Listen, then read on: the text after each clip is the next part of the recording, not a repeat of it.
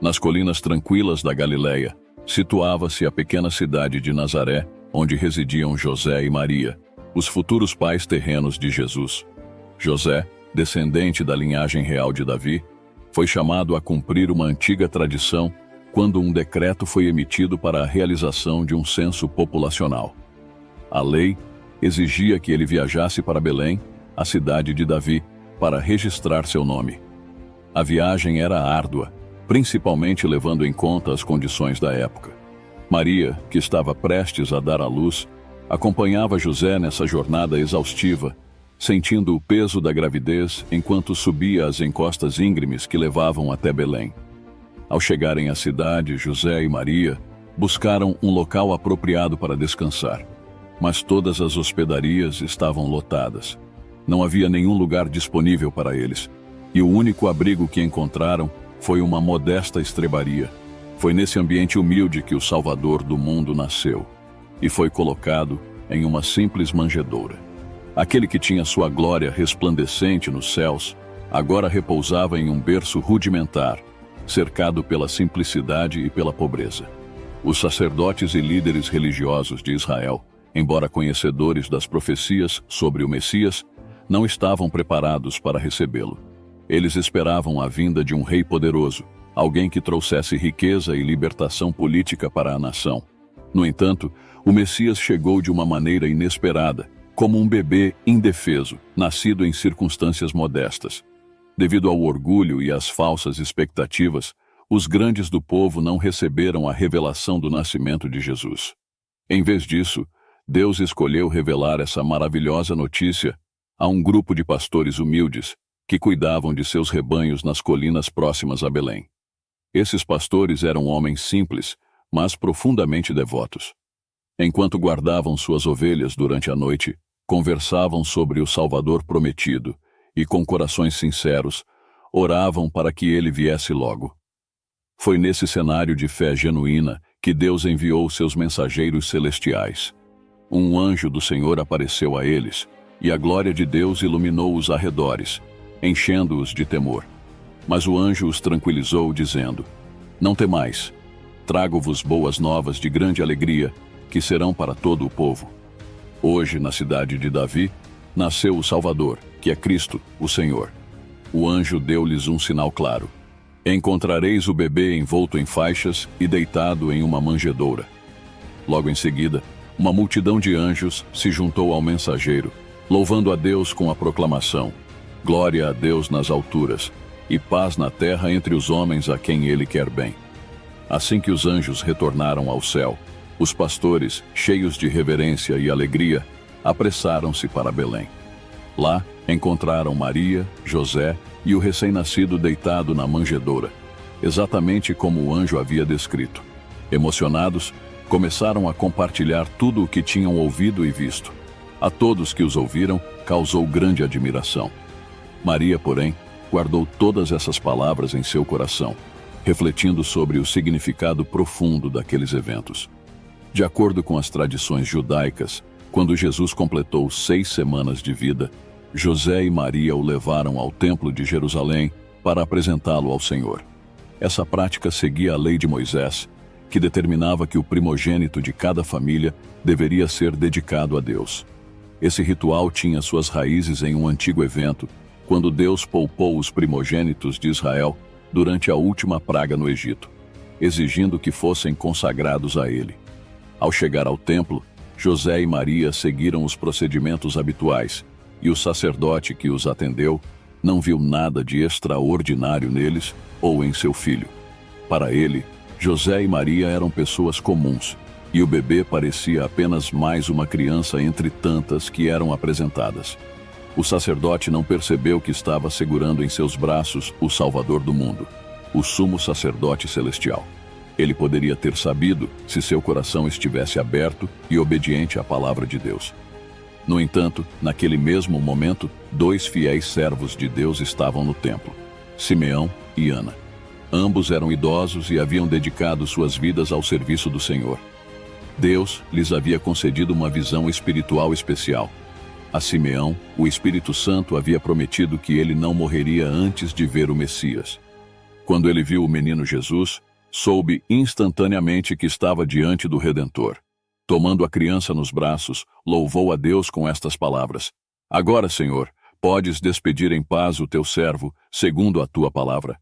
Pois os meus olhos viram a tua salvação, que preparaste à vista de todos os povos, luz para a revelação aos gentios e glória para o teu povo Israel. A experiência de Simeão revelou uma verdade poderosa. Deus sempre se revela aos corações humildes e obedientes, enquanto os orgulhosos e autossuficientes podem perder as maiores manifestações de sua presença. Ana, uma profetisa cheia de fé, apareceu naquele exato momento e começou a louvar a Deus ao reconhecer a importância do menino Jesus. Com grande entusiasmo, ela falava sobre o menino a todos aqueles que esperavam a redenção de Jerusalém. Sua sabedoria e discernimento espiritual permitiram-lhe compreender o significado profundo da vinda de Jesus, algo que escapou aos olhos dos líderes religiosos da época. Maria, a mãe de Jesus, meditou em silêncio sobre as palavras proféticas de Simeão. Ela relembrou o que os pastores de Belém haviam dito na noite do nascimento de Jesus, e seu coração foi tomado por uma profunda gratidão e esperança. As palavras de Simeão ecoavam as antigas promessas do profeta Isaías, o qual havia predito o papel de Jesus como luz para o mundo. Ao lembrar-se da profecia, Maria compreendeu que aquelas palavras extraordinárias se referiam a seu filho.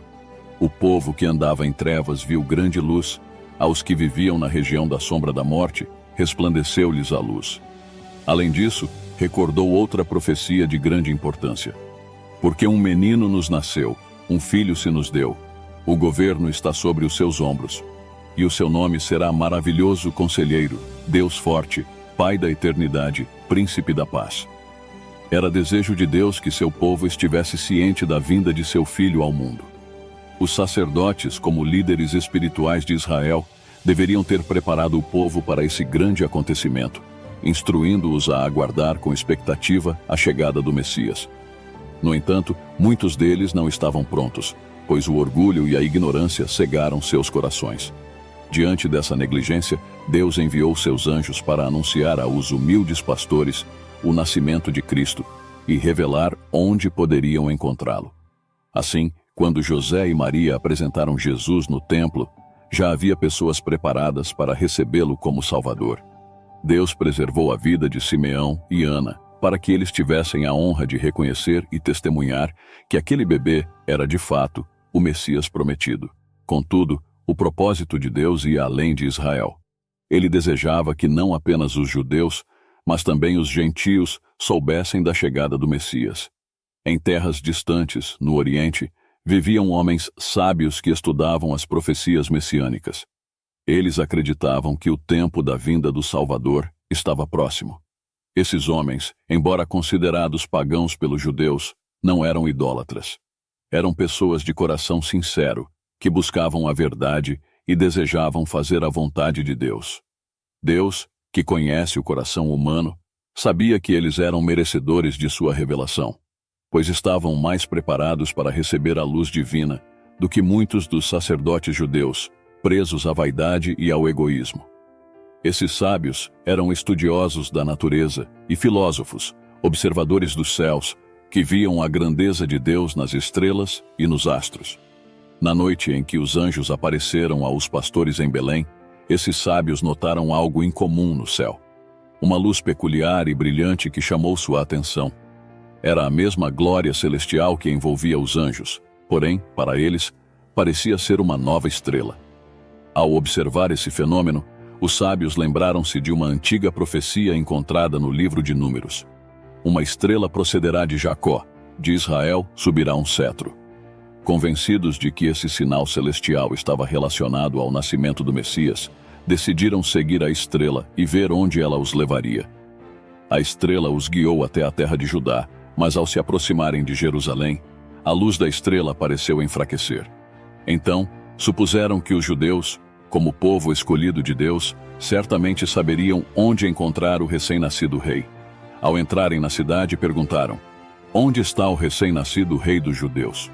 Pois vimos a sua estrela no Oriente e viemos para adorá-lo." Essa pergunta provocou grande alvoroço, especialmente no palácio do rei Herodes, que se sentiu ameaçado ao ouvir falar de um novo rei que poderia desafiar seu trono. Alarmado, Herodes convocou os principais sacerdotes e escribas e exigiu saber onde, de acordo com as profecias, o Cristo deveria nascer. Eles prontamente responderam: em Belém da Judéia, porque assim está escrito pelo profeta. Embora Herodes tenha fingido interesse em adorar o menino, seu verdadeiro objetivo era eliminá-lo. Ele perguntou aos sábios quando exatamente haviam visto a estrela pela primeira vez, e com astúcia os enviou a Belém, dizendo: ide e informai-vos cuidadosamente a respeito do menino. Quando o encontrardes, avisai-me, para que também eu vá adorá-lo. Os sábios, então, seguiram viagem, e logo a estrela que haviam visto no Oriente reapareceu, guiando-os até o local onde Jesus estava. Quando chegaram, os sábios ficaram repletos de alegria ao verem a estrela parar exatamente sobre o lugar onde estava o menino. Ao entrarem na casa, encontraram Jesus com sua mãe, Maria, e prostraram-se em adoração. Em um gesto de reverência e gratidão, abriram seus tesouros e ofereceram ao menino presentes de grande valor: ouro, incenso e mirra, símbolos que representavam realeza, divindade e sacrifício. Embora tivessem sido instruídos por Herodes a retornar e informá-lo sobre o paradeiro do menino, Deus interveio. Em um sonho, um anjo do Senhor advertiu os sábios para que não voltassem a Herodes, e eles, obedientes à voz divina, retornaram ao seu país por outro caminho. Assim, o plano de Herodes para destruir o Salvador foi frustrado, e a missão dos sábios que buscavam o verdadeiro rei foi concluída com sucesso. Após a partida dos magos, José foi visitado em sonho por um anjo do Senhor, que lhe trouxe uma mensagem urgente: levanta-te, toma o menino e sua mãe, e foge para o Egito. Permaneça lá até que eu te avise, pois Herodes procurará o menino para matá-lo. Sem hesitar, José agiu imediatamente. Ainda naquela noite ele levantou-se, reuniu Maria e o pequeno Jesus, e começou a longa jornada para o Egito. A providência divina havia preparado o caminho. Os presentes valiosos dados pelos magos a Jesus, ouro, incenso e mirra, serviram como recursos financeiros para cobrir as despesas da viagem e do tempo que a família passou no exílio. Herodes, ao perceber que os magos não haviam retornado para informá-lo sobre o paradeiro do recém-nascido rei, ficou enfurecido. Ele já conhecia as profecias sobre a vinda de Cristo e sabia da estrela que havia guiado os magos. Apesar de todos os sinais evidentes da vontade divina, Herodes estava determinado a impedir que o Messias sobrevivesse. Tomado pela ira e pelo medo de perder o trono, ordenou a execução de todos os meninos de Belém e das regiões próximas que tivessem até 2 anos de idade. Esse ato de crueldade, conhecido como o Massacre dos Inocentes, foi uma tentativa desesperada de eliminar qualquer ameaça ao seu poder. Enquanto isso, José, Maria e Jesus permaneceram em segurança no Egito, aguardando novas instruções de Deus. Depois da morte de Herodes, um anjo novamente apareceu a José em sonho e disse: levanta-te, toma o menino e sua mãe e vai para a terra de Israel, pois já morreram os que atentavam contra a vida do menino. Com a mesma obediência e prontidão de antes, José preparou a família para o retorno. Inicialmente, José planejava estabelecer sua família em Belém, a cidade onde Jesus havia nascido. No entanto, ao se aproximar da Judéia, ele soube que Arquelau, filho de Herodes, reinava no lugar de seu pai. Temendo pelo bem-estar de Jesus, José ficou incerto sobre qual decisão tomar. Nesse momento de incerteza, Deus novamente enviou um anjo para guiá-lo. Sob a orientação divina, José decidiu voltar para Nazaré, sua antiga casa, uma pequena e humilde aldeia nas montanhas da Galileia. Jesus passou sua infância em Nazaré, um lugar simples e de pouca importância aos olhos do mundo. Como filho de Deus, ele poderia ter escolhido qualquer lugar na terra para viver, mas preferiu o lar modesto de uma vila insignificante, distante dos palácios dos reis e dos luxos das grandes cidades. Esse cenário de simplicidade foi o ambiente em que Jesus cresceu, sendo descrito na Bíblia como um menino que crescia e se fortalecia, enchendo-se de sabedoria, e a graça de Deus estava sobre ele. Todos os anos, José e Maria faziam a peregrinação a Jerusalém para celebrar a Páscoa, uma das festas mais importantes do calendário judaico. Quando Jesus completou 12 anos, eles o levaram pela primeira vez a essa celebração. A viagem era uma experiência alegre, com grandes grupos de pessoas viajando a pé ou em animais de carga, vindas de várias partes de Israel e até de outras nações.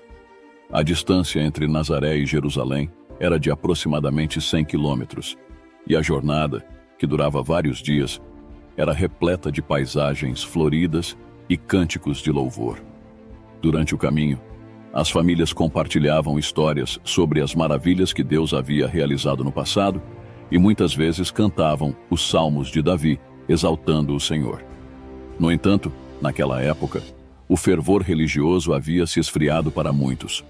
As pessoas participavam das cerimônias religiosas com corações frios e formalismos vazios, mais preocupadas com suas próprias vontades do que em reconhecer a bondade de Deus. Jesus, por outro lado, tinha uma profunda reverência por Deus desde muito jovem. Ao chegar ao templo, ele ficou fascinado pelas atividades dos sacerdotes e se uniu aos adoradores em oração e cânticos de louvor. Todas as manhãs e tardes, um cordeiro era sacrificado no altar, representando o sacrifício do Salvador. Enquanto Jesus observava a morte do animal inocente, o Espírito Santo o ajudava a compreender que aquele ato simbólico apontava para seu próprio futuro sacrifício pelos pecados da humanidade. Absorvido por esses pensamentos profundos, Jesus acabou se afastando de seus pais. Enquanto José e Maria retornavam para Nazaré, não perceberam imediatamente a ausência de Jesus, supondo que ele estivesse em algum lugar do grande grupo de viajantes. Foi apenas ao acampar à noite que notaram sua falta e ficaram preocupados. Após procurarem por ele entre seus parentes e amigos, sem sucesso, começaram a se preocupar profundamente com o paradeiro de seu filho. Com o coração angustiado, José e Maria retornaram a Jerusalém em busca de Jesus, e só o encontraram após 3 dias de procura intensa. Ao reencontrá-lo, a alegria foi imensa, embora Maria, com uma mistura de alívio e reprovação, tenha perguntado: "Filho, por que agiste assim conosco? Teu pai e eu estávamos aflitos, procurando por ti." Em resposta, Jesus, consciente de sua identidade divina, disse: "Por que me procuravam? Não sabiam que eu devia estar na casa de meu pai?" Apesar de sua clara percepção de ser o Filho de Deus, Jesus voltou com José e Maria para Nazaré, onde viveu em obediência e submissão a seus pais terrenos até completar 30 anos. Durante esse tempo, ele cresceu em sabedoria e graça, preparando-se para a missão que estava por vir. Quando chegou o momento de iniciar seu ministério público, o primeiro passo de Jesus foi procurar João Batista, no Rio Jordão, para ser batizado. João Batista havia sido enviado como o precursor do Messias, pregando no deserto e proclamando: "O tempo está cumprido, e o reino de Deus está próximo. Arrependam-se e creiam no Evangelho."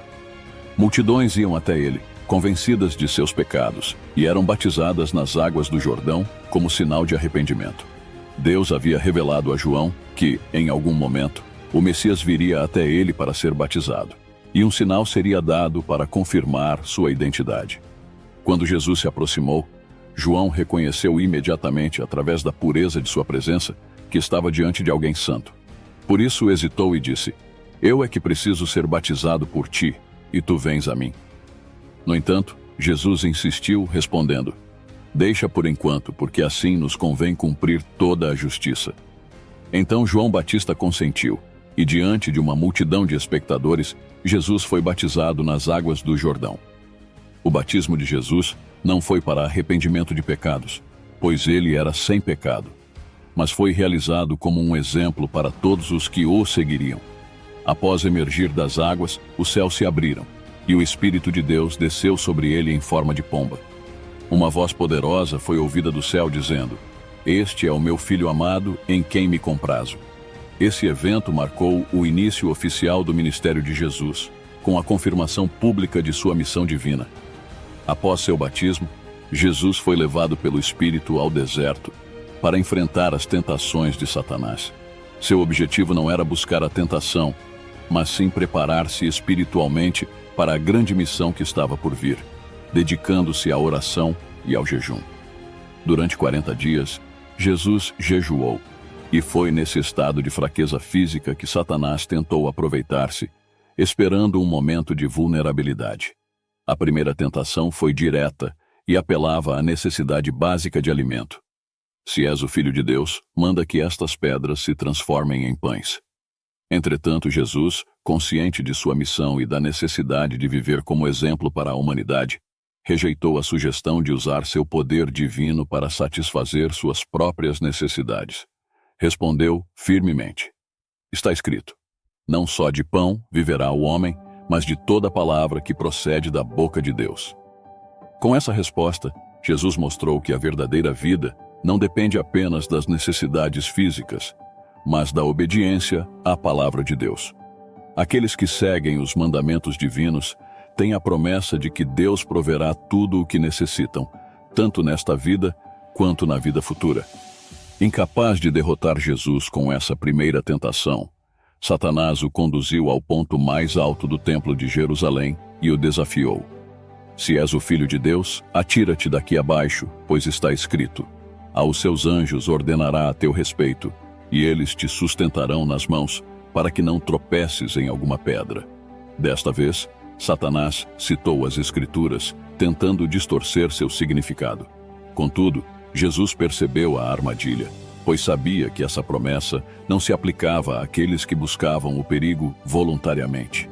Ele respondeu: também está escrito, não tentarás o Senhor, teu Deus. Na terceira tentação, Satanás revelou sua verdadeira natureza como príncipe das trevas. Levou Jesus a um monte muito alto e mostrou-lhe todos os reinos do mundo, com suas riquezas e glórias. A luz do sol brilhava sobre esplêndidas cidades, palácios majestosos e vastas terras férteis. Então, Satanás fez uma oferta direta: tudo isso te darei se, prostrado, me adorares. Satanás tentava oferecer poder e autoridade terrenos, na tentativa de desviar Jesus de sua missão celestial. Jesus, por um momento, contemplou a visão apresentada por Satanás.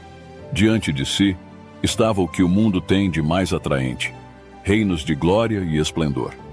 No entanto, ao observar mais profundamente, o Salvador viu além da fachada brilhante. Ele enxergou o mundo em sua verdadeira condição, mergulhado no pecado e na miséria, separado de Deus. Toda aquela degradação e sofrimento eram consequências do afastamento do ser humano do Criador e da idolatria a Satanás. O coração de Jesus se encheu de compaixão, desejando com intensidade resgatar o que havia sido perdido, restaurar a criação de Deus e devolver à humanidade uma posição ainda mais elevada do que aquela de que desfrutava no Éden. Seu objetivo não era apenas restaurar a beleza original do mundo, mas reconduzir o homem a uma íntima comunhão com Deus. Por amor aos pecadores, Jesus resistiu firmemente à tentação. Ele sabia que deveria vencer Satanás, não por si mesmo, mas para que toda a humanidade pudesse também triunfar. Sua vitória seria o caminho para que os homens e mulheres pudessem se tornar filhos de Deus e ter a dignidade de se igualar aos anjos. Diante da oferta de poder e riqueza feita por Satanás, Jesus respondeu com autoridade: retira-te, Satanás, porque está escrito: ao Senhor teu Deus adorarás e só a Ele darás culto. Com essas palavras, Jesus reafirmou que somente Deus é digno de adoração e que nenhuma oferta do inimigo poderia desviá-lo de sua missão.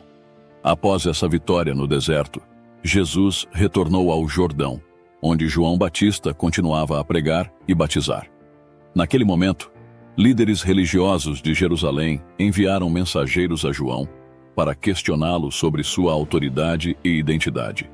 Eles queriam saber se João era o Messias, Elias ou aquele profeta prometido, referindo-se a Moisés. A cada indagação, João respondia com humildade: não sou.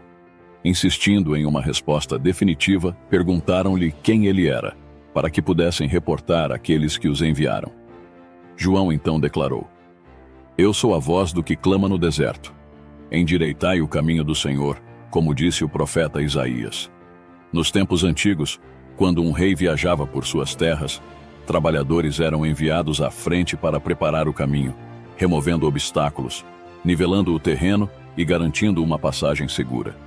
De maneira similar, João Batista fora enviado para preparar os corações do povo para a chegada do Rei Celestial, chamando-os ao arrependimento e à preparação espiritual. Enquanto João respondia aos enviados de Jerusalém, ele avistou Jesus à margem do rio. Com o rosto iluminado de alegria, João apontou para ele e disse: "No meio de vós está quem vós não conheceis, o qual vem após mim, do qual não sou digno de desatar-lhe as correias das sandálias." O povo, ao ouvir essas palavras, ficou profundamente emocionado. O Messias estava entre eles. Muitos procuraram ansiosamente por aquele a quem João se referia. Mas Jesus estava misturado à multidão e não puderam reconhecê-lo.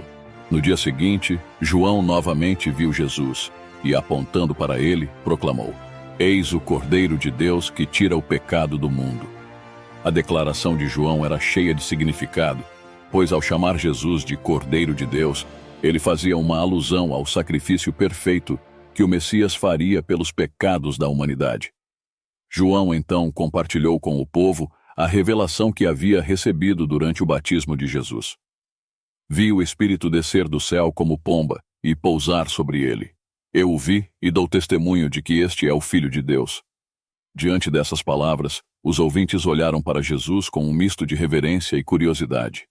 No entanto, eles não viram nele nenhum sinal de riqueza ou poder terrenos. Jesus não vestia roupas luxuosas, nem ostentava sinais de grandeza. Suas vestes eram simples, como as do povo comum. Ainda assim, havia algo no seu semblante que tocava os corações. Uma dignidade incomparável, uma força interior e uma compaixão profunda refletida em seus traços e em seu olhar. Apesar de tudo isso, os mensageiros enviados de Jerusalém não ficaram impressionados. Eles esperavam por um Messias que chegaria como um conquistador, alguém que traria libertação política e glória militar. Diante de Jesus, um homem simples e sem sinais de poder terreno, eles se decepcionaram e se afastaram. No entanto, 2 discípulos de João, que estavam presentes, sentiram-se profundamente atraídos por Jesus e o seguiram. Esses 2 eram André e João, o futuro apóstolo. Depois de ouvir os ensinamentos de Jesus, ambos se tornaram seus discípulos. Movido pela descoberta, André logo foi ao encontro de seu irmão, Simão, e o levou a Jesus. Ao conhecer Simão, Jesus lhe deu um novo nome, Pedro, simbolizando a transformação que ocorreria em sua vida. No dia seguinte, a caminho da Galileia, Jesus chamou Filipe para ser seu discípulo. Assim que Filipe conheceu o Salvador, ele rapidamente buscou seu amigo Natanael e o trouxe para Jesus. Dessa maneira, o ministério de Cristo começou a se expandir. Ele chamava seus discípulos, um a um, e aqueles que o encontravam imediatamente compartilhavam sua descoberta com seus amigos e familiares. Este ato de compartilhar a experiência de conhecer Jesus tornou-se um exemplo para todos os futuros seguidores. Uma vez que alguém encontrasse Cristo, sua missão seria apresentar o Salvador aos outros, jovens ou idosos, ricos ou pobres. Logo depois, Jesus e seus discípulos compareceram a um casamento em Caná da Galileia. Nesse evento festivo, Jesus realizou seu primeiro milagre, manifestando seu poder para abençoar a ocasião e trazer alegria aos participantes. Em vez de água, o conteúdo das talhas foi transformado em vinho, e não qualquer vinho, mas de qualidade muito superior ao que havia sido servido anteriormente. Havia o suficiente para todos os presentes desfrutarem. E o impacto foi grande, embora Jesus tivesse realizado o milagre de maneira discreta. Os convidados não perceberam imediatamente o que havia acontecido, pois Jesus já havia deixado o local antes que qualquer um pudesse entender a magnitude do ato. Em outra ocasião, enquanto passava pela região de Samaria, Jesus, cansado da jornada, sentou-se junto a um poço para descansar. Quando uma mulher samaritana veio buscar água, ele pediu-lhe que lhe desse de beber, o que causou surpresa nela, pois os judeus tradicionalmente desprezavam os samaritanos. Porém, em vez de focar na animosidade entre os 2 povos, Jesus respondeu dizendo que, se ela soubesse quem ele era, teria pedido dele a água viva. Esse conceito intrigou ainda mais a mulher. Jesus explicou então: quem beber desta água voltará a ter sede, mas quem beber da água que eu lhe der, nunca mais terá sede. Pelo contrário, a água que eu lhe der se tornará nele uma fonte a jorrar para a vida eterna. Essa água viva simbolizava o Espírito Santo, o único que pode saciar a sede espiritual da humanidade. Assim como um viajante sedento precisa de água para sobreviver, cada um de nós necessita do Espírito de Deus em nossos corações para vivermos plenamente. Durante o tempo de seu ministério, Jesus visitou Nazaré, sua cidade natal, por 2 vezes. Em sua primeira visita, ele foi à sinagoga em um sábado, onde leu uma passagem do profeta Isaías que descrevia a missão do Messias: pregar as boas novas aos pobres, curar os doentes, confortar os aflitos e dar vista aos cegos. Depois de ler a passagem, Jesus proclamou: hoje se cumpriu esta escritura, indicando que ele era o cumprimento da profecia. Aquilo que Isaías havia predito, Jesus agora estava realizando em seu ministério. No entanto, muitos dos presentes, ao ouvirem sua declaração, lembraram-se de Jesus como o carpinteiro que vivera entre eles. Eles se recordaram de tê-lo visto trabalhando ao lado de José na oficina de madeira. Apesar de todo o bem que ele havia feito ao longo de sua vida, muitos em Nazaré se recusaram a acreditar que ele era o Messias. Seus corações se encheram de descrença e inveja, abrindo caminho para que Satanás controlasse suas mentes. Em vez de acolherem a mensagem de Jesus, encheram-se de ira e decidiram tirá-lo de suas vidas. Levados pelo ódio, arrastaram Jesus até o topo de um penhasco, com a intenção de jogá-lo dali para a morte. No entanto, a proteção divina estava com ele, e, miraculosamente, Jesus conseguiu passar pela multidão sem ser notado, desaparecendo de sua vista. Quando ele visitou Nazaré uma segunda vez, encontrou o povo ainda mais endurecido.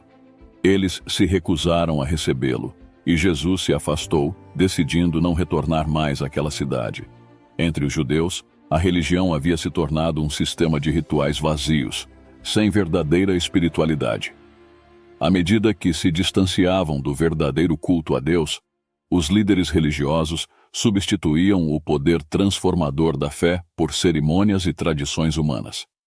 Apesar de toda a sua dedicação aos rituais exteriores, os judeus negligenciavam o que realmente importava: a purificação do coração e a transformação pela graça divina. Apenas o sacrifício de Cristo poderia expiar os pecados, e somente seu poder poderia libertar o homem do domínio do pecado. No entanto, os judeus confiavam em suas próprias obras e nas cerimônias religiosas para alcançar a salvação. Acreditavam que, por sua observância zelosa das tradições, eram justos aos olhos de Deus e merecedores de uma posição privilegiada em seu reino. Muitos judeus esperavam que o Messias estabelecesse um reino terrestre de poder e glória. Suas esperanças estavam firmadas nas riquezas e nas grandezas mundanas que acreditavam ser o prêmio por sua suposta piedade. Eles aguardavam ansiosamente o Messias que, em sua visão, viria como um grande príncipe para dominar todas as nações. Entretanto, Jesus veio com uma missão muito mais elevada. Ele veio para restaurar o verdadeiro culto a Deus, trazendo uma religião de coração puro, que se refletiria em vidas justas e em caráteres santos. Os discípulos de Jesus também haviam sido influenciados por esses falsos conceitos ensinados pelos rabinos. As primeiras lições de Cristo foram direcionadas a eles, que estavam sendo preparados para receber a verdadeira compreensão do reino de Deus.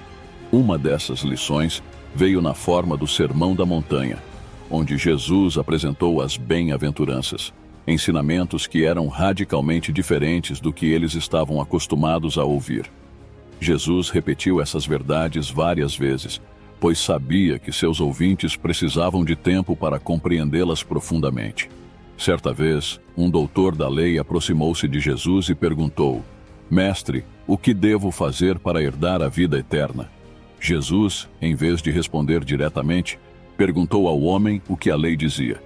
O doutor respondeu corretamente: Amarás o Senhor teu Deus de todo o teu coração, com toda a tua alma, com todas as tuas forças e com todo o teu entendimento, e amarás o teu próximo como a ti mesmo. Embora soubesse a resposta correta, o doutor da lei, em vez de reconhecer sua necessidade de mudança, tentou justificar-se perguntando: quem é o meu próximo? Os rabinos frequentemente debatiam essa questão e muitas vezes não consideravam os pobres e marginalizados como seus próximos. Eles reservavam sua bondade apenas para aqueles que julgavam merecedores. Jesus, em vez de participar dessas discussões vazias, respondeu com a história do bom samaritano. Nessa parábola, ele ensinou que o próximo é qualquer pessoa que necessita de ajuda, independentemente de sua posição social ou etnia. Devemos tratar a todos com o mesmo amor e compaixão com que gostaríamos de ser tratados. Além de seus ensinamentos, Jesus também era um exemplo vivo da obediência aos mandamentos de Deus. Ele guardava o sábado e ensinava a seus discípulos a fazer o mesmo. Como o próprio Criador do sábado, Jesus sabia exatamente como esse dia de repouso deveria ser observado. No entanto, os líderes religiosos judeus haviam sobrecarregado o sábado com tantas regras e regulamentos que o verdadeiro significado desse dia foi perdido. Eles vigiavam Jesus atentamente, na esperança de encontrar algum motivo para acusá-lo de desobedecer suas tradições, ignorando o espírito de misericórdia e compaixão que o sábado simbolizava. Em um determinado sábado, enquanto Jesus e seus discípulos retornavam da sinagoga, atravessaram um campo de cereais. Já era tarde, e a fome os atingia. Como resultado, os discípulos colheram algumas espigas e começaram a comer os grãos. No entanto, a ação foi rapidamente criticada. Embora fosse permitido, em dias comuns, colher e comer do fruto da terra, os fariseus e outros opositores de Jesus viam aquilo como uma violação das regras do sábado. Ao testemunharem o que os discípulos faziam, confrontaram Jesus dizendo: teus discípulos estão fazendo o que não é lícito no sábado. Jesus, no entanto, prontamente os defendeu. Ele relembrou um episódio da vida de Davi, quando este, em um momento de necessidade, comeu os pães da proposição, destinados exclusivamente aos sacerdotes, e também deu aos seus companheiros famintos. Se Davi, em uma situação de fome, pôde consumir os pães sagrados, por que então seria errado que os discípulos de Jesus colhessem grãos para saciar sua fome em um dia de sábado? Jesus enfatizou que o sábado não deveria ser um fardo para as pessoas, mas sim um presente de Deus, criado para o bem-estar e descanso da humanidade. Foi então que ele declarou: o sábado foi feito por causa do homem, e não o homem por causa do sábado. Aqueles que acusavam Jesus de tentar abolir a lei receberam uma resposta clara. Ele afirmou: não penseis que vim revogar a lei ou os profetas. Não vim para revogar, mas para cumprir. Cumprir, nesse contexto, significa obedecer plenamente e viver em conformidade com a vontade de Deus. Em diversas ocasiões, os líderes religiosos acusaram Jesus de violar o sábado, muitas vezes buscando motivos para condená-lo ou até mesmo matá-lo. No entanto, isso não abalou a missão de Jesus. Ele guardava o sábado da maneira que Deus havia instituído, mostrando o verdadeiro significado desse dia sagrado. Jesus também se referiu a si mesmo como o bom pastor, e seus seguidores como suas ovelhas. Ele disse: eu sou o bom pastor. Conheço as minhas ovelhas e elas me conhecem. Durante seu ministério, Jesus demonstrou seu poder redentor de forma concreta, curando aqueles que pareciam além da esperança. Ele mostrou que, assim como podia curar as enfermidades físicas, também era capaz de purificar o coração humano do pecado. Realizou milagres extraordinários, permitindo que paralíticos andassem, que surdos ouvissem e que cegos voltassem a enxergar. Sua compaixão foi estendida até mesmo aos leprosos, que ele purificou e restaurou à sociedade. Com sua palavra, Jesus demonstrava autoridade absoluta. Até mesmo os demônios eram forçados a deixar aqueles que estavam possuídos. Os que testemunhavam essas demonstrações de poder divino ficavam perplexos, dizendo: que palavra é esta, que até aos espíritos imundos dá ordens com autoridade e poder? E eles saem. Mas talvez uma das manifestações mais impressionantes de seu poder tenha sido a capacidade de ressuscitar os mortos. Um desses momentos ocorreu quando Jesus ressuscitou o filho da viúva de Naim. Ao se deparar com o cortejo fúnebre, ele interrompeu o ritual, tomou o jovem pela mão e o trouxe de volta à vida, devolvendo-o à sua mãe. A alegria e o louvor a Deus ecoaram entre os presentes. Jesus também trouxe de volta à vida a filha de Jairo e Lázaro, que já estava sepultado havia 4 dias. Esses atos de ressurreição eram sinais inegáveis de que Jesus tinha poder sobre a própria morte, anunciando a vinda de um reino de vida eterna. Durante o seu ministério terreno, Jesus realizou inúmeras obras de compaixão e cura. Essa foi a resposta que ele deu quando João Batista, encarcerado e em dúvida, enviou mensageiros para perguntar se Jesus era de fato o Messias. Naquele momento, os mensageiros encontraram Jesus em meio a uma multidão de doentes que estavam sendo curados. Após um longo dia de alívio ao sofrimento, Jesus finalmente se dirigiu aos mensageiros dizendo: Ide e anunciai a João o que estáis ouvindo e vendo. Os cegos veem, os coxos andam, os leprosos são purificados, os surdos ouvem, os mortos são ressuscitados e aos pobres está sendo pregado o Evangelho. Assim, ao longo de 3 anos e meio, Jesus percorreu diversas regiões, realizando o bem e trazendo esperança onde quer que fosse.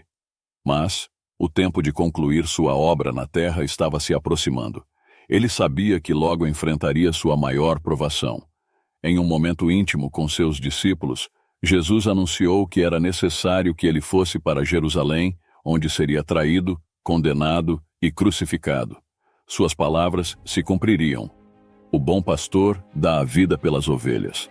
À medida que Jesus se aproximava de Jerusalém para participar das festividades da Páscoa, uma multidão numerosa o cercava, composta por aqueles que também se dirigiam à cidade para celebrar essa ocasião solene. No caminho, Jesus deu instruções a 2 de seus discípulos, ordenando-lhes que trouxessem um jumentinho para que ele pudesse entrar em Jerusalém montado. Os discípulos, obedientes, ajeitaram suas vestes sobre o animal e ajudaram Jesus a subir. Assim que ele montou, um brado de triunfo ressoou entre a multidão, que passou a aclamá-lo como Rei e Messias. Essa entrada de Jesus em Jerusalém, montado em um jumentinho, cumpria uma antiga profecia feita pelo profeta Zacarias mais de 500 anos antes. Alegra-te muito, ó filha de Sião. Exulta, ó filha de Jerusalém. Eis aí vem o teu rei, justo e salvador, humilde, montado em jumento, num jumentinho, cria de jumenta. Esse cumprimento da profecia fez com que o entusiasmo da multidão se tornasse ainda mais contagiante. Embora não pudessem oferecer presentes caros ao mestre, o povo lançava suas vestes como um tapete no caminho por onde ele passava, além de colher ramos de oliveira e palmeira, para adornar a passagem de Jesus. Havia uma grande expectativa entre eles. Acreditavam estar escoltando aquele que assumiria o trono de Davi em Jerusalém e reinaria como o tão esperado libertador. Durante seu ministério, Jesus nunca havia permitido que seus seguidores lhe prestassem homenagens de caráter real, mas desta vez ele aceitou as aclamações. Estava se revelando ao mundo como o Redentor prometido, consciente de que o momento de seu sacrifício estava próximo. A morte de Jesus na cruz seria o ponto central da redenção, um tema para estudo e reflexão em todos os tempos. Assim, era necessário que todos os olhares se voltassem para ele naquela ocasião, pois os eventos que se sucederiam nos próximos dias marcariam a história para sempre. O propósito de Deus era claro. Cada acontecimento dos últimos dias da vida de Jesus seria indelével, de maneira que nada no futuro pudesse apagar sua lembrança. A cena da entrada triunfal era repleta de evidências do poder milagroso de Cristo. Entre a multidão, havia cegos que haviam recebido a visão, mudos que agora louvavam com entusiasmo e inválidos que saltavam de alegria por terem sido curados. Essas pessoas, transformadas pelos milagres de Jesus, eram as mais ávidas em adornar o caminho com ramos de palmeira e aclamá-lo. Viúvas, órfãos e leprosos curados por Jesus estavam presentes, louvando seu nome em gratidão pelas obras de misericórdia que haviam experimentado. Entre os que seguiam o Salvador estava Lázaro, que havia sido ressuscitado por Jesus depois de 4 dias no sepulcro. Agora, totalmente restaurado e cheio de vigor, Lázaro caminhava com a multidão que acompanhava Jesus até Jerusalém. À medida que mais pessoas se juntavam ao cortejo, o entusiasmo crescia.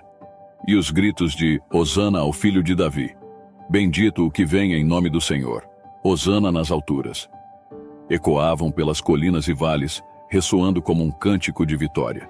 Entretanto, entre os que testemunhavam aquela cena estavam os fariseus, que se irritavam profundamente com a adoração prestada a Jesus. Percebendo que perdiam o controle sobre o povo, tentaram, com sua autoridade, silenciar as aclamações. Suas ordens e ameaças, no entanto, apenas intensificavam o fervor popular. Incapazes de conter a multidão, os fariseus se aproximaram de Jesus e disseram: Mestre, repreende os teus discípulos. Eles alegaram que tamanha agitação era contrária à lei e que deveria ser interrompida. Mas Jesus, com serenidade, respondeu: Se eles se calarem, as próprias pedras clamarão. A manifestação de triunfo fazia parte do plano divino e já havia sido predita pelos profetas. Nenhum poder terreno seria capaz de impedi-la. Assim, a obra de Deus seguiria adiante, independentemente das tentativas humanas de interrompê-la ou destruí-la. Quando a multidão chegou ao alto de uma colina, a cidade de Jerusalém apareceu em toda a sua glória diante deles. A visão repentina da cidade sagrada fez com que os gritos de aclamação cessassem momentaneamente, e todos voltaram seus olhos para Jesus, esperando ver nele a mesma expressão de admiração que sentiam. Contudo, o Salvador, ao contemplar a cidade, foi tomado por uma profunda tristeza. Seu semblante, antes alegre, agora refletia uma dor imensa e, para o espanto da multidão, ele começou a chorar copiosamente. A tristeza de Jesus não era compreendida por aqueles ao seu redor. Ele chorava não por si mesmo, mas pela cidade de Jerusalém, cuja destruição estava próxima. Ela havia sido o objeto de seu cuidado e compaixão por séculos, e agora seu coração estava angustiado ao saber que ela seria desolada. Se apenas seus habitantes tivessem dado ouvidos aos seus ensinamentos e o recebido como o Messias prometido, Jerusalém teria permanecido para sempre. Jerusalém poderia ter se tornado a rainha das nações, gloriosa e livre, sustentada pela força concedida por Deus. Suas muralhas não precisariam de guardas armados, e seus portões não veriam tremular bandeiras estrangeiras. O estandarte da paz teria partido de Jerusalém e alcançado todas as nações da terra. A cidade, em vez de ser palco de guerra e destruição, teria sido a glória do mundo, irradiando a luz da salvação.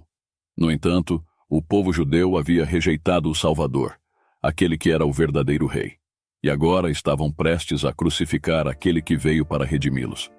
Com o pôr do sol daquele dia fatídico, o destino de Jerusalém estaria selado para sempre.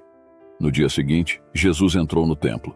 3 anos antes, ele havia presenciado a transformação do átrio externo em um mercado, com animais sendo vendidos e comerciantes lucrando com o desejo das pessoas de oferecer sacrifícios.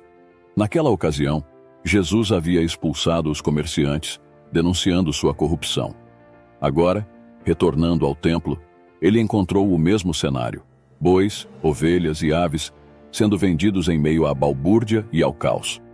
A extorsão e o roubo estavam presentes, com práticas desonestas que perturbavam a adoração e desrespeitavam a santidade do local. Jesus parou à entrada do átrio, observando a cena com um olhar penetrante que fez todos ao seu redor se voltarem para ele. O burburinho cessou, e tanto o som dos animais quanto as conversas diminuíram, até que um silêncio profundo tomou conta do lugar.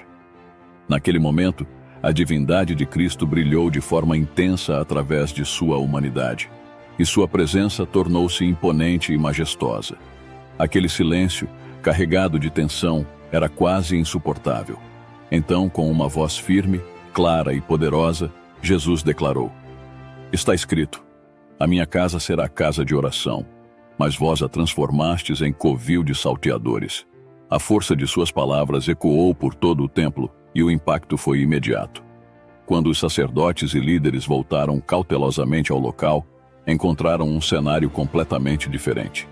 O tumulto havia dado lugar à adoração, e homens, mulheres e crianças louvavam a Deus. Os cegos viam, os surdos ouviam, os coxos saltavam de alegria, e os doentes eram curados. As crianças lideravam os cânticos de louvor, agitavam ramos de palmeira e repetiam as aclamações do dia anterior. Hosana ao filho de Davi, bendito o que vem em nome do Senhor. Os líderes religiosos, incomodados com tamanha demonstração de alegria, tentaram silenciar as crianças e a multidão. No entanto, a alegria era contagiante e incontrolável, fruto das maravilhas que Jesus havia realizado. Frustrados, eles se dirigiram a Jesus, esperando que ele ordenasse que o louvor cessasse. Ouves o que estes estão dizendo? Mas Jesus respondeu-lhes: Sim, nunca lestes. Da boca de pequeninos e crianças de peito tiraste perfeito louvor. A festividade da Páscoa, celebrada pelo povo de Israel desde a libertação do Egito, estava se aproximando. Esse era o momento em que Jesus desejava celebrar a última Páscoa com seus discípulos. Ele pediu a Pedro e João que preparassem a ceia pascal. Centenas de pessoas estavam em Jerusalém para a celebração, e era comum os habitantes locais disponibilizarem cômodos para que os peregrinos comemorassem a festa. Jesus instruiu Pedro e João a seguirem um homem que carregava um cântaro de água até a casa onde ele entraria.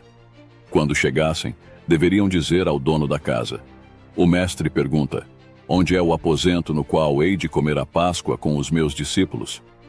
O homem os levaria a uma grande sala no andar superior, já preparada para a ceia. Tudo aconteceu exatamente como Jesus havia predito. Na hora marcada, os discípulos estavam reunidos com Jesus para a celebração. Em outras ocasiões, a Páscoa havia sido um momento de grande alegria. Mas desta vez, o espírito de Jesus estava pesado com a tristeza. Com a voz marcada pela emoção, ele disse aos discípulos: Tenho desejado ansiosamente comer convosco esta Páscoa, antes do meu sofrimento. Essa não seria apenas mais uma celebração. Ela marcaria o início do cumprimento do plano de redenção. Durante a ceia, Jesus tomou um cálice de vinho não fermentado e, ao distribuí-lo, disse: Recebei e reparti entre vós, pois vos digo que, de agora em diante, não mais beberei do fruto da videira, até que venha o reino de Deus. Aquela seria a última vez que Jesus celebraria a Páscoa com seus discípulos. E não apenas isso, seria também a última Páscoa celebrada segundo o costume judaico, pois o sacrifício de Jesus, o verdadeiro Cordeiro de Deus, cumpriria o simbolismo da festa. Com sua morte iminente, o ritual da Páscoa, que incluía a imolação de um cordeiro, não teria mais sentido. O sacrifício do cordeiro apontava para o Messias, e agora, com a proximidade do sacrifício de Cristo, o Cordeiro de Deus, a celebração mudaria para sempre. Durante a celebração da Páscoa, Jesus não conseguia afastar de sua mente as cenas de seu sacrifício iminente. A sombra da cruz pairava sobre ele, e a dor da antecipação torturava seu coração. Ele sabia exatamente o que lhe aguardava: todas as angústias, o sofrimento profundo e a rejeição cruel daqueles a quem viera salvar. Apesar disso, sua preocupação não estava focada em seu próprio sofrimento, mas naqueles que o rejeitariam como Salvador, perdendo assim a vida eterna. Entretanto, sua maior preocupação naquele momento era com seus discípulos. Ele sabia que, após sua partida, eles enfrentariam o mundo sozinhos, desprotegidos e vulneráveis. Jesus tinha muito a lhes dizer, lições que seriam um consolo e guia para seus corações, quando ele já não estivesse entre eles. No entanto, os discípulos não estavam preparados para ouvir essas verdades, pois ainda estavam imersos em disputas e incompreensões. Aquela ceia, que deveria ser um momento de comunhão e aprendizado, foi marcada pela tensão entre os discípulos. Eles ainda acreditavam que Jesus se proclamaria rei e que cada um deles ocuparia um lugar de destaque em seu reino terreno. Isso gerou sentimentos de ciúme e hostilidade entre eles.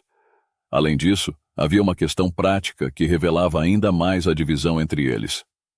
Conforme o costume da época, durante uma refeição importante, o servo da casa deveria lavar os pés dos convidados. Naquela ocasião, Todos os preparativos haviam sido feitos. O vaso de água, a bacia e a toalha estavam prontos. Mas não havia um servo para realizar a tarefa. Os discípulos sabiam que essa responsabilidade agora cabia a um deles. Mas, em seus corações, nenhum estava disposto a assumir o papel de servo diante dos outros. Assim, tomaram seus lugares à mesa em silêncio, esperando que outro iniciasse o ato humilde. Jesus, observando a cena, esperou pacientemente para ver o que fariam. Quando ficou claro que nenhum deles se levantaria, ele mesmo tomou a iniciativa. Com serenidade e propósito, Jesus se levantou, cingiu-se com uma toalha, despejou água na bacia e começou a lavar os pés dos discípulos. Embora profundamente magoado pela desunião e pelas disputas entre eles, Jesus não os repreendeu com palavras severas.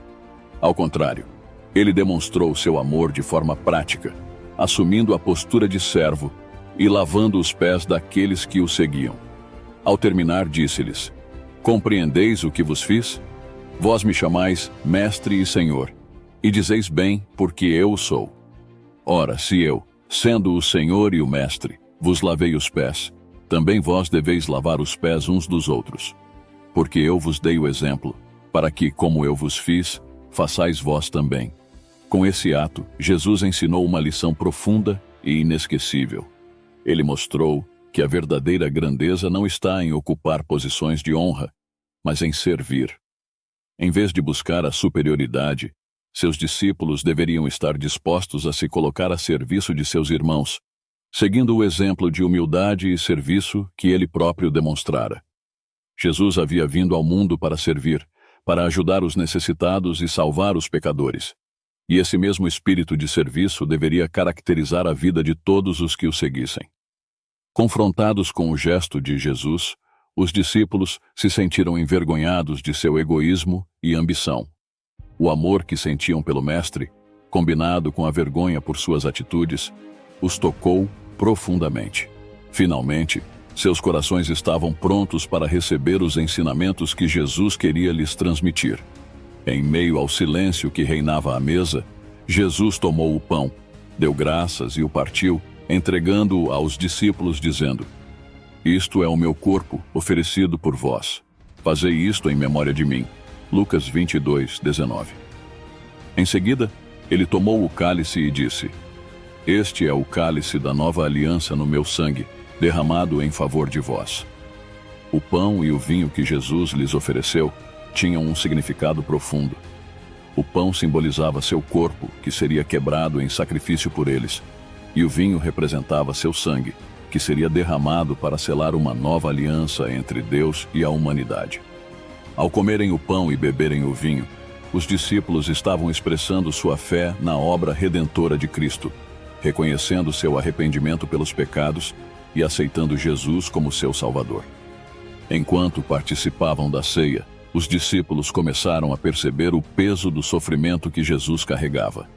A atmosfera de tristeza e solenidade se espalhou entre eles, e todos comiam em silêncio, refletindo sobre o que estava por vir. Foi então que Jesus, com voz grave, fez uma declaração que os chocou profundamente. Em verdade, vos digo que um de vós me trairá. Essa revelação trouxe grande consternação aos discípulos. Eles ficaram surpresos e entristecidos, cada um examinando seu próprio coração para verificar se poderia ser o traidor. Esse momento de autoexame foi um convite para a reflexão, uma preparação para o que estava por vir, à medida que Jesus se aproximava de seu sacrifício final. Um por um dos discípulos perguntou ansiosamente: Sou eu, Senhor? Todos aguardavam em suspense a resposta de Jesus, exceto Judas, que permaneceu em silêncio. Seus companheiros logo perceberam sua hesitação e os olhares se voltaram para ele. Diante da atenção da sala, Judas também fez a pergunta: Acaso sou eu, mestre? Ao que Jesus, com uma solenidade penetrante, respondeu: Tu o disseste. Apesar de Jesus ter lavado os pés de Judas em um ato de humildade e amor, esse gesto não conseguiu transformar o coração endurecido do traidor. Pelo contrário, Judas sentiu-se mais irritado, considerando o ato de Jesus, que assumira o papel de servo, como um sinal de fraqueza. Ele finalmente percebeu que Jesus não reivindicaria um trono terreno, e essa decepção endureceu ainda mais sua decisão de trair o Mestre. Mesmo sabendo que seu plano havia sido descoberto, Judas não recuou. Em vez disso, levantou-se, furioso, e rapidamente deixou o local, determinado a levar a cabo sua traição. Sua saída trouxe um alívio palpável ao ambiente. O semblante de Jesus se iluminou, e a tensão que pairava sobre o grupo dissipou-se. Com Judas fora, Jesus aproveitou o momento para conversar com os discípulos. Ele falou sobre sua partida iminente, dizendo que iria preparar um lugar para eles na casa de seu pai e que um dia voltaria para levá-los consigo. Jesus prometeu o envio do Espírito Santo, que seria o Consolador e Mestre, guiando-os após sua partida. Ele encorajou-os a orar em seu nome, assegurando que suas orações seriam ouvidas e respondidas. Em seguida, Jesus orou por eles, pedindo ao Pai que os protegesse do mal, e que o amor entre eles fosse tão profundo quanto o amor que ele tinha por eles. A oração de Jesus não se limitou apenas aos discípulos presentes. Ele também orou por todos os que, no futuro, creriam nele por meio da palavra dos apóstolos. Suas palavras ressoam através do tempo. Não rogo somente por estes, mas também por aqueles que vierem a crer em mim por intermédio da sua palavra, a fim de que todos sejam um. E como tu, ó Pai, estás em mim e eu em ti, também eles estejam em nós, para que o mundo creia que tu me enviaste. Jesus expressou seu desejo de que todos os crentes fossem unidos, em perfeita harmonia, refletindo a unidade divina entre ele e o Pai. A vida de Jesus na terra foi marcada por uma profunda devoção à oração. Frequentemente, ele se retirava para lugares solitários para buscar comunhão com o Pai, onde suas orações fervorosas subiam ao trono celestial. Essas orações não apenas o fortaleciam para enfrentar as provações, mas também o mantinham em comunhão ininterrupta com o Pai. Esse hábito de oração foi uma fonte de sabedoria e força em todas as suas ações. Após celebrar a Páscoa com seus discípulos, Jesus os conduziu ao jardim do Getsemane, um local onde ele frequentemente orava. Enquanto caminhavam, Jesus continuava a instruí-los. Mas ao se aproximar do jardim, um silêncio pesado tomou conta dele. Durante toda a sua vida, Jesus havia experimentado a comunhão contínua com o Pai, mas agora, prestes a carregar os pecados do mundo, sentia-se cada vez mais distante dessa presença divina. A terrível noite de agonia havia começado. No Getsemane, a presença do Pai, que sempre o sustentara, parecia estar se retirando, e Jesus começou a experimentar a realidade devastadora da separação que o pecado causa entre Deus e o homem. Ele, que nunca conhecera o pecado, agora tomava sobre si o peso dos pecados de toda a humanidade. A culpa e o horror do pecado o oprimiam de maneira tão esmagadora que ele sentiu uma profunda tristeza, chegando a dizer: "A minha alma está profundamente triste até a morte." Jesus deixou a maioria dos discípulos na entrada do jardim, mas levou consigo Pedro, Tiago e João, os três que estavam mais próximos dele. Mesmo assim, não queria que eles testemunhassem o auge de sua agonia, pois aquilo era algo que ele deveria suportar sozinho. Ao se afastar um pouco deles, pediu-lhes: "Ficai aqui e vigiai comigo." Caminhando mais adiante, ele se prostrou no chão e começou a orar fervorosamente. Jesus sentiu o peso esmagador do pecado, que parecia separá-lo do Pai. O abismo entre ele e Deus parecia imenso e insondável. Cristo não sofria por causa de seus próprios pecados, mas pelos pecados da humanidade. E a aversão de Deus ao pecado era uma realidade com a qual ele estava agora confrontado de maneira direta e dolorosa. Em meio à sua angústia, Jesus clamou: "Meu Pai, se possível, passe de mim este cálice. Todavia, não seja como eu quero, e sim como tu queres." Por uma hora, Jesus lutou sozinho com essa agonia esmagadora. Após esse tempo, ele se levantou e foi até os discípulos em busca de algum conforto, desejando uma palavra de encorajamento ou simpatia. Contudo, ao chegar a eles, encontrou-os dormindo. O impacto de sua aflição havia alterado sua aparência de tal forma que os discípulos mal o reconheceram quando ele os acordou. Dirigindo-se especialmente a Pedro, Jesus disse: Simão, tu dormes? Não pudeste vigiar nenhuma hora? Pouco antes de irem ao jardim, Jesus já havia alertado seus discípulos: todos vós vos escandalizareis. Com veemência, os discípulos, especialmente Pedro, haviam assegurado que permaneceriam leais a Jesus, mesmo diante da prisão ou da morte. Pedro, confiante em sua própria força, declarara: ainda que todos se escandalizem, eu jamais. No entanto, em vez de buscarem a força em Deus, como Jesus lhes aconselhara, eles confiaram em si mesmos. E agora, no momento em que Jesus mais precisava de suas orações e apoio, eles dormiam, até mesmo Pedro, que antes afirmara ser o mais fiel.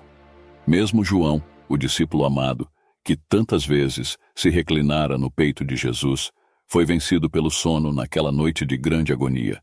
A afeição profunda que ele nutria pelo Mestre deveria tê-lo mantido desperto e vigilante. Suas orações fervorosas deveriam ter se unido às de Jesus, especialmente naquele momento de angústia extrema. O Salvador passara noites em oração pelos seus discípulos, pedindo ao Pai que fortalecesse sua fé, para que não vacilassem no momento da provação. No entanto, eles não conseguiram vigiar com ele, nem por uma hora. Se Jesus tivesse naquele momento perguntado a Tiago e João: podeis beber o cálice que eu bebo, ou ser batizados com o batismo com que eu sou batizado? Eles, sem dúvida, não teriam respondido com tanta prontidão: podemos. Agora, o coração de Jesus estava cheio de compaixão pela fraqueza de seus discípulos. Ele temia que não fossem capazes de suportar a grande prova que sua morte e sofrimento trariam. Ainda assim, ele não os repreendeu com dureza. Em vez disso, pensou nas dificuldades que enfrentariam e os exortou: vigiai e orai, para que não entreis em tentação. E com ternura, desculpou sua falha, dizendo: o espírito, na verdade, está pronto, mas a carne é fraca. Aqui, o Salvador demonstrou um amor compassivo, um exemplo sublime de ternura e compreensão. Ele não ignorava as fraquezas humanas, mas as enfrentava com piedade e empatia. Mais uma vez, uma angústia insuportável tomou conta de Jesus. Ele estava exausto, física e espiritualmente, no limite de suas forças.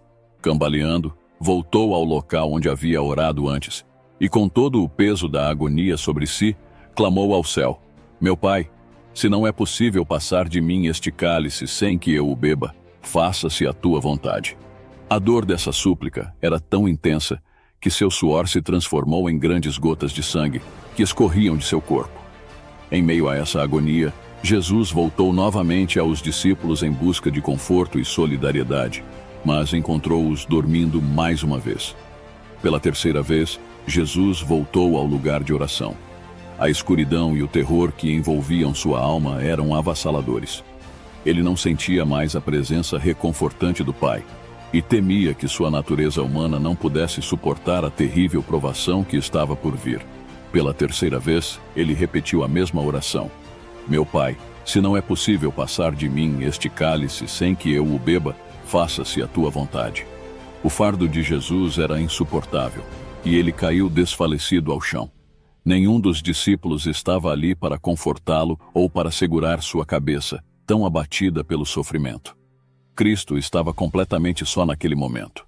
Então, um poderoso anjo desceu do céu para fortalecê-lo. A presença do anjo trouxe um alívio celestial, e o rosto de Jesus, manchado de sangue, começou a refletir a paz divina. Ele suportou uma agonia que nenhum ser humano poderia suportar, experimentando a angústia da morte em lugar de toda a humanidade. Após esse momento, Jesus voltou aos discípulos e, mais uma vez, encontrou-os dormindo. Se eles tivessem permanecido acordados, vigiando e orando com o Mestre, teriam recebido a força necessária para suportar a provação que estava por vir. No entanto, por perderem aquela oportunidade, ficaram sem forças no momento em que mais precisavam. Com tristeza, Jesus lhes disse: ainda dormis e repousais. Eis que é chegada a hora, e o Filho do Homem está sendo entregue nas mãos de pecadores. Enquanto ele ainda falava, ouviram-se os passos da multidão que vinha em sua busca. Voltando-se para os discípulos, Jesus disse: Levantai-vos, vamos. Eis que o traidor se aproxima. Quando a multidão se aproximou, Jesus, sem qualquer traço de seus recentes sofrimentos visível, adiantou-se com firmeza e dignidade. Colocou-se à frente de seus discípulos e perguntou à turba: A quem buscais? Eles responderam: A Jesus, o Nazareno. E Jesus lhes disse: Sou eu. Mais uma vez, Jesus fez a mesma pergunta: A quem buscais? E eles repetiram: A Jesus, o Nazareno. Então Jesus declarou: Já vos disse que sou eu. Se é a mim que buscais, deixai ir estes. Mesmo naquela hora de grande provação, o pensamento de Jesus estava voltado para a proteção de seus discípulos. Ele queria garantir que eles não sofressem junto com ele, ainda que isso significasse enfrentar sozinho a prisão e a morte. Foi então que Judas, o traidor, cumpriu o ato final de sua traição. Aproximando-se de Jesus, ele o beijou. E Jesus, com uma mistura de tristeza e misericórdia, perguntou: Amigo, para que vieste? E, com uma voz carregada de dor, acrescentou: Judas, com um beijo traz o Filho do Homem.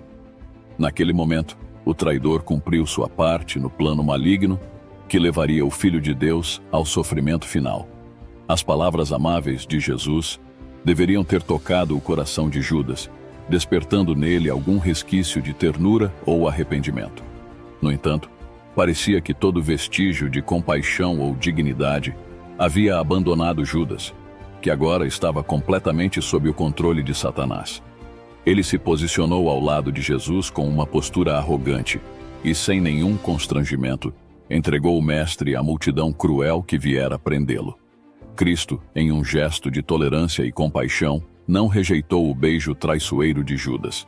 Nesse momento, ele nos deu um exemplo incomparável de amor e paciência, mostrando que, como seus discípulos, também devemos tratar nossos inimigos com a mesma misericórdia com que tratou Judas.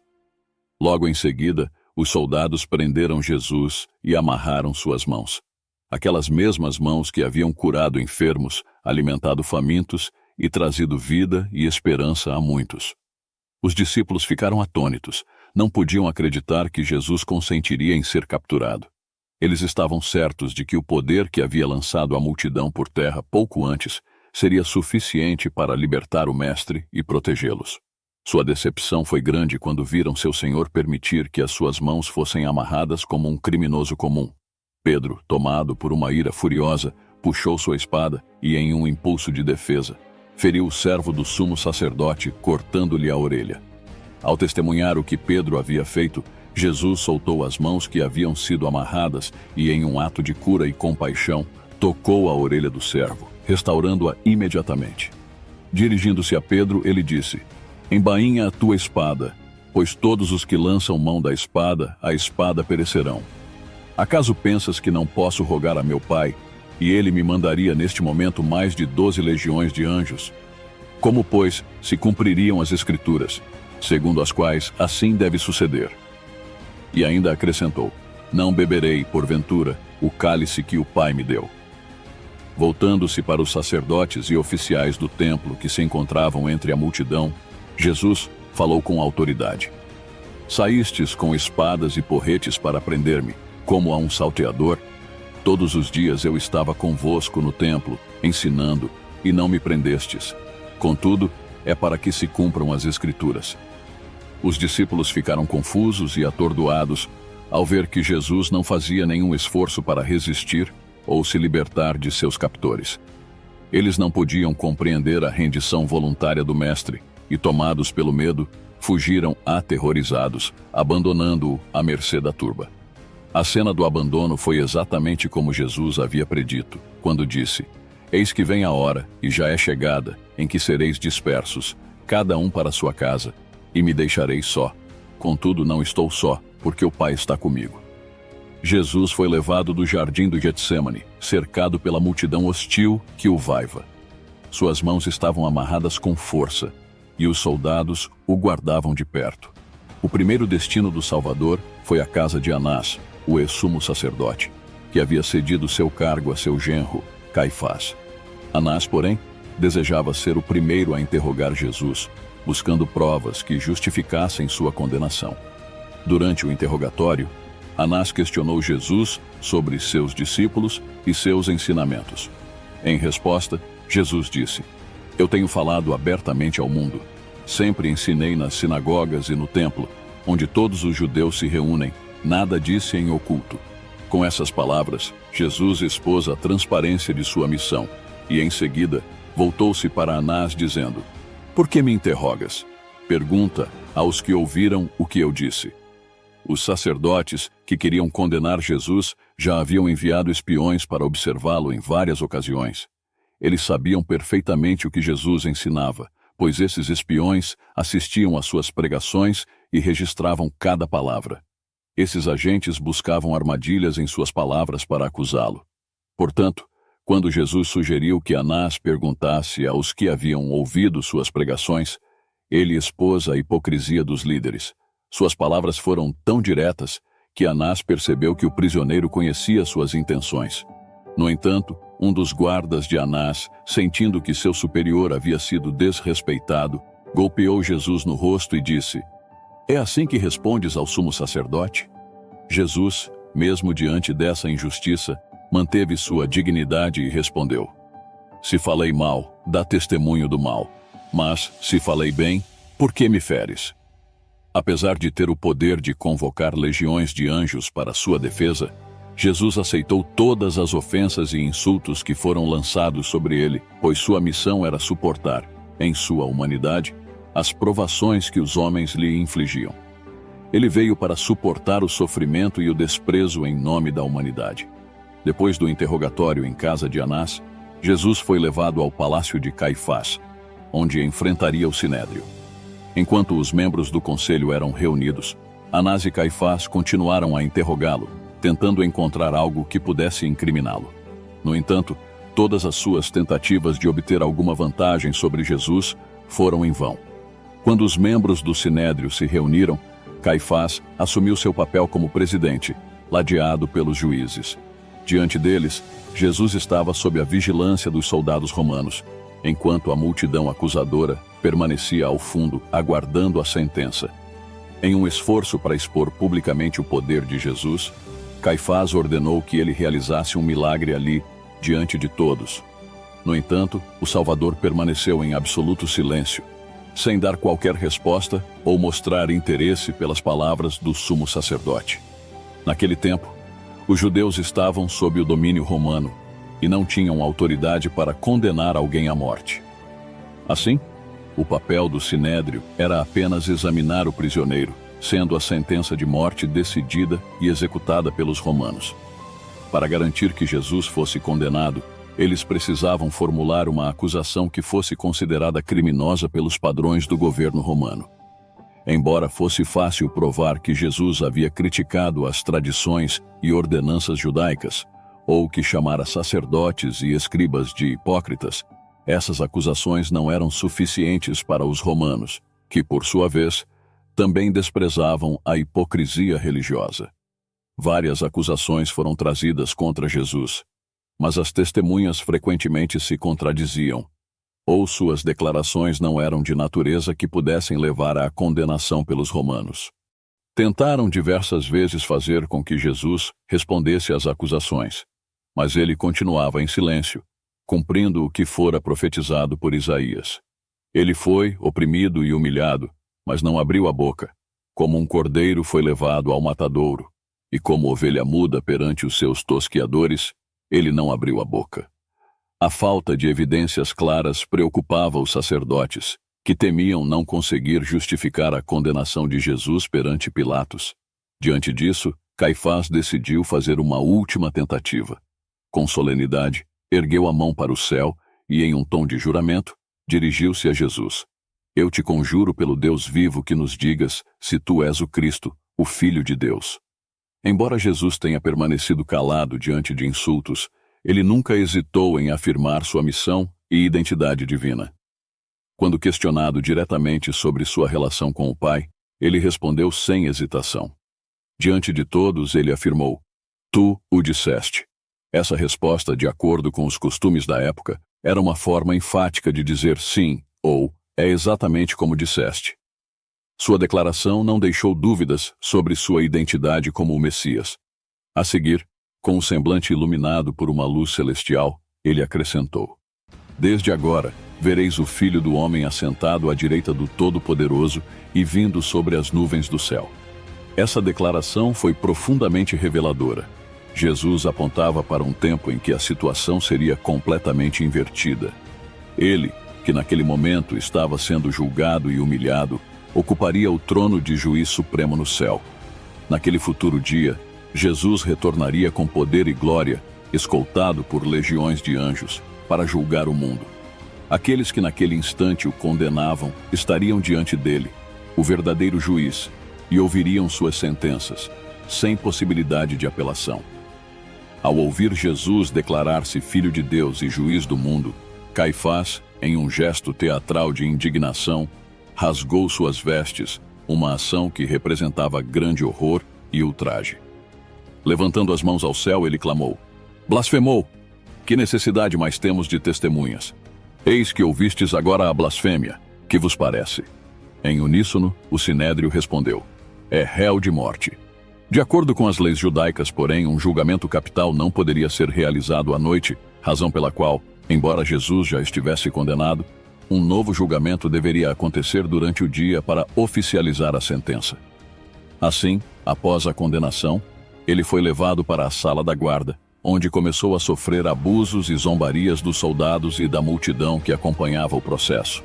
Quando o dia amanheceu, Jesus foi novamente conduzido à presença dos juízes para que a sentença definitiva fosse pronunciada. Nesse momento, uma fúria descontrolada tomou conta dos líderes religiosos e do povo. Como se fossem bestas selvagens, a multidão rugia violentamente, clamando pela morte de Jesus. Ele é culpado, matem-no, bradavam incessantemente. Se não fosse pela intervenção dos soldados romanos, que estavam ali para manter a ordem, a turba provavelmente teria dilacerado Jesus ali mesmo. A autoridade romana, porém, conseguiu conter a violência do povo através da força das armas, evitando que o tumulto se tornasse ainda mais mortal. Os sacerdotes e príncipes, misturados à multidão que cercava o Salvador, cobriam-no de insultos e zombarias. Vestiram-no com um manto surrado, símbolo de escárnio, e lhe batiam no rosto repetidamente, desafiando-o: Profetiza-nos, Cristo, quem é que te bateu? Depois, despindo-o novamente, cuspiram-lhe no rosto, demonstrando total desprezo e desrespeito. Embora esses homens vissem apenas um homem humilhado, os anjos de Deus observavam cada ação e palavra com precisão. Um dia, os mesmos que escarneceram do rosto sereno e pálido de Jesus o verão resplandecer com uma glória mais brilhante que o sol. Após ser condenado pelos juízes do Sinédrio, Jesus foi levado diante de Pôncio Pilatos, o governador romano, para que a sentença fosse ratificada e executada. Os líderes judeus, com medo de se contaminarem cerimonialmente e serem excluídos da celebração da Páscoa, não ousaram entrar no tribunal de Pilatos, pois tal ato os tornaria impuros. Em sua cegueira espiritual, não compreendiam que o verdadeiro Cordeiro da Páscoa estava diante deles. E ao rejeitá-lo, a festa que estavam prestes a celebrar perdia completamente seu significado. Quando Pilatos olhou para Jesus, viu diante de si um homem de aspecto nobre e digno. No semblante de Cristo não havia qualquer traço de culpa. Perplexo, o governador se dirigiu aos sacerdotes e perguntou: Que acusação trazeis contra este homem? Os acusadores, relutantes em dar detalhes, pois sabiam que suas acusações não se sustentavam, estavam despreparados para essa pergunta. Não possuíam nenhuma evidência sólida que pudesse justificar uma condenação sob a lei romana. Desesperados, recorreram a falsas testemunhas alegando: Encontramos este homem pervertendo a nossa nação, vedando pagar tributo a César e afirmando ser ele o Cristo, o Rei. Essa acusação era claramente uma distorção da verdade. Jesus nunca se opusera ao pagamento de tributos a César. Quando questionado sobre o assunto, ele havia respondido com sabedoria: Dai, pois, a César o que é de César, e a Deus o que é de Deus. Pilatos, percebendo a falsidade nas alegações, não se deixou enganar. Ele se voltou para Jesus e perguntou: És tu o rei dos judeus? E Jesus respondeu: Tu o dizes. Ao ouvir essa resposta, Caifás e os outros sacerdotes rapidamente tentaram usar o testemunho de Jesus para pressionar Pilatos a condená-lo. Aos gritos, exigiam a sentença de morte. Pilatos, no entanto, estava impressionado com a serenidade de Cristo diante de tantas acusações. Ao ver que Jesus permanecia em silêncio, o governador, perplexo, perguntou: Nada respondes? Vê quantas acusações te fazem. Mas Jesus continuou sem responder. A atitude de Jesus deixou Pilatos ainda mais impressionado. Ele não encontrava em Jesus qualquer sinal de culpa, e o contraste entre a calma dignidade do acusado e a raiva desenfreada de seus acusadores reforçava ainda mais essa percepção. Determinado a entender melhor, Pilatos levou Jesus para mais perto e perguntou novamente: És tu o rei dos judeus? Em vez de responder diretamente, Jesus devolveu a pergunta: Vem de ti mesmo esta pergunta, ou outros te disseram isso a meu respeito? O Espírito de Deus estava operando no coração de Pilatos, e a pergunta de Jesus tinha a intenção de levá-lo a uma reflexão mais profunda sobre a sua própria vida e consciência. Pilatos, por um breve momento, sentiu o peso da verdade e a convicção tocou sua alma. Porém, rapidamente, o orgulho e o medo do que sua posição exigia tomaram conta de seu coração. Em um gesto de defesa, respondeu: Porventura, sou eu judeu? A tua própria gente e os principais sacerdotes é que te entregaram a mim. Que fizeste? Pilatos, ainda que tenha recuado em sua reflexão, teve a oportunidade de entender a verdadeira missão de Cristo. Jesus então explicou: O meu reino não é deste mundo. Se o meu reino fosse deste mundo, os meus ministros lutariam para que eu não fosse entregue aos judeus. Mas agora o meu reino não é daqui. Surpreso, Pilatos perguntou novamente: Logo tu és rei? E Jesus respondeu com firmeza: Tu dizes que sou rei. Eu para isso nasci e para isso vim ao mundo, a fim de dar testemunho da verdade. Todo aquele que é da verdade ouve a minha voz.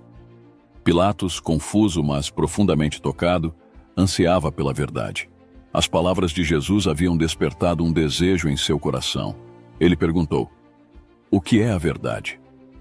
Mas antes que Jesus pudesse responder, a agitação crescente da multidão e os gritos impacientes dos sacerdotes interromperam o momento.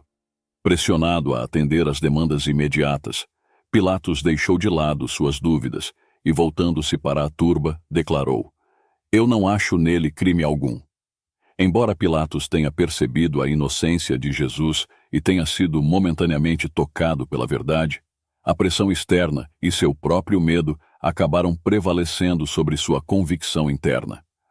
As palavras proferidas por Pilatos, um juiz gentio, representavam uma condenação devastadora da hipocrisia e falsidade dos príncipes de Israel, que tentavam incriminar o Salvador.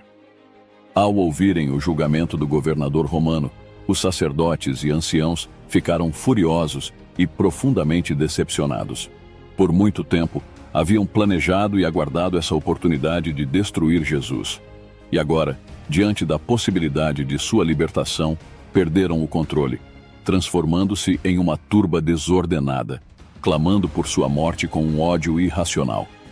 Ameaçaram Pilatos, afirmando que ele estaria se rebelando contra César, ao recusar-se a condenar alguém que, segundo eles, havia incitado o povo contra o império. Aos gritos eles clamaram: Ele alvoroça o povo, ensinando por toda a Judéia, desde a Galileia, onde começou, até aqui.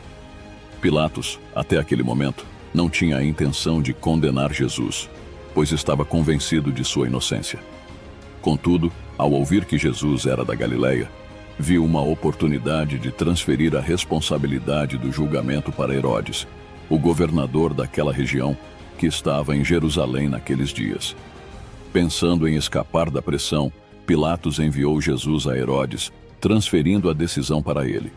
Jesus, exausto pela fome, a falta de sono e o tratamento cruel que já havia recebido, foi entregue novamente aos soldados e arrastado pela multidão que continuava a insultá-lo e zombar dele.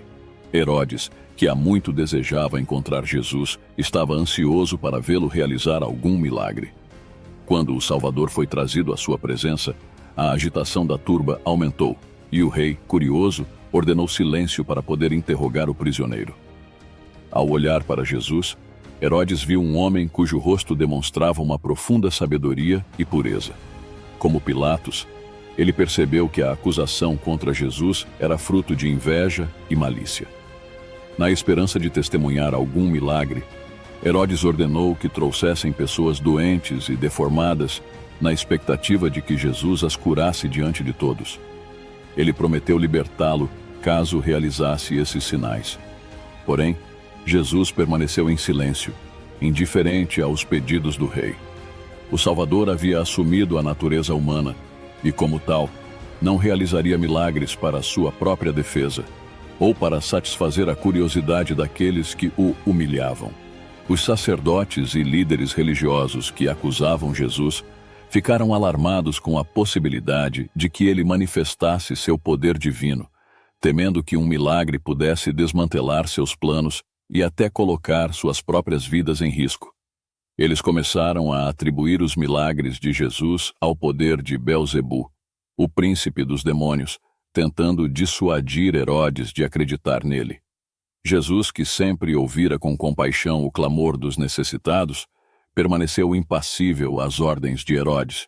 Seu coração, que se compadecia até do mais vil dos pecadores, agora se fechava ao rei presunçoso, que não reconhecia sua necessidade de um Salvador. Frustrado e irritado pela recusa de Jesus em realizar qualquer milagre, Herodes declarou que o prisioneiro era um impostor. Contudo, os acusadores sabiam que Jesus não era um impostor, pois haviam testemunhado seus poderosos feitos. Herodes então começou a ridicularizar e insultar o Filho de Deus. Junto com seus guardas, zombou de Jesus, vestindo-o com um manto aparatoso e tratando-o com desprezo. No entanto, Herodes não ousou condená-lo à morte.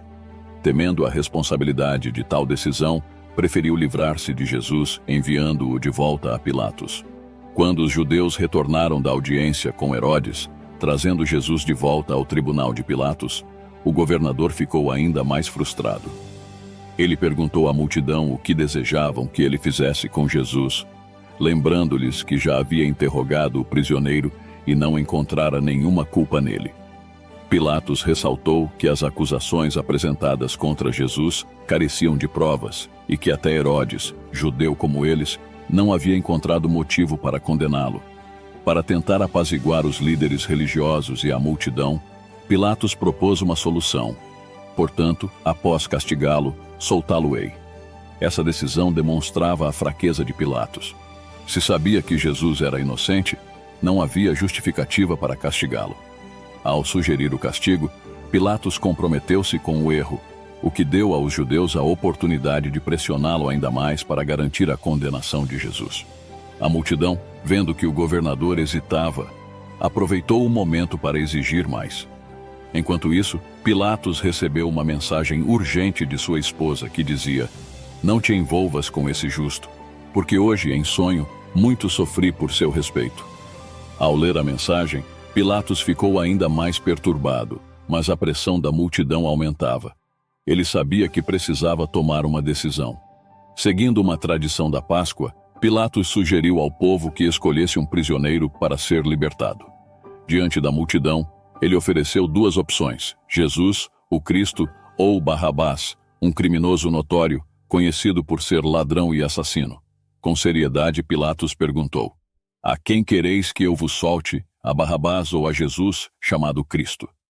Para seu espanto, a multidão, instigada pelos líderes religiosos, gritou em uníssono: "Fora com este, solta-nos Barrabás." Pilatos, perplexo com a resposta, perdeu o controle da situação. Ao entregar o julgamento ao povo, ele se tornou um mero joguete nas mãos da multidão, que agora o levava aonde desejava. Então, com a voz embargada pela surpresa e desapontamento, ele perguntou: "Que farei então de Jesus, chamado Cristo?" E o grito uníssono ressoou: "Seja crucificado." Pilatos, ainda incrédulo com a insistência do povo, tentou argumentar: "Que mal fez ele?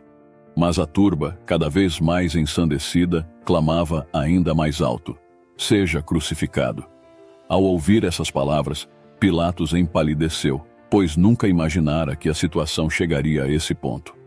Repetidas vezes, ele havia afirmado a inocência de Jesus, mas diante da pressão incontrolável da multidão, o destino do Salvador parecia selado. Pilatos, em seu último esforço para comover a multidão e despertar alguma compaixão pelos sofrimentos de Jesus, ordenou que o prisioneiro fosse flagelado na frente de seus acusadores.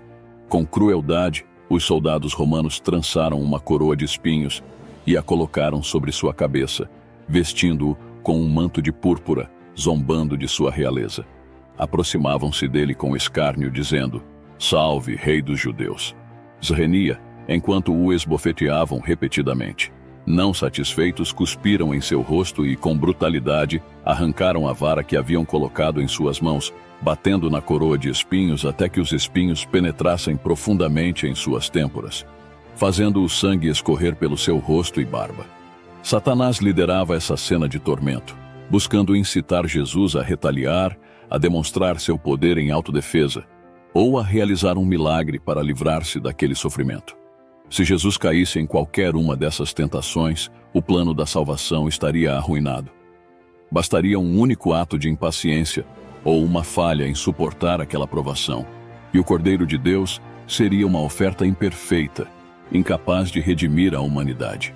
No entanto, aquele que tinha o poder de comandar legiões de anjos e poderia, com um simples comando, subjugar toda aquela multidão, permaneceu em silêncio.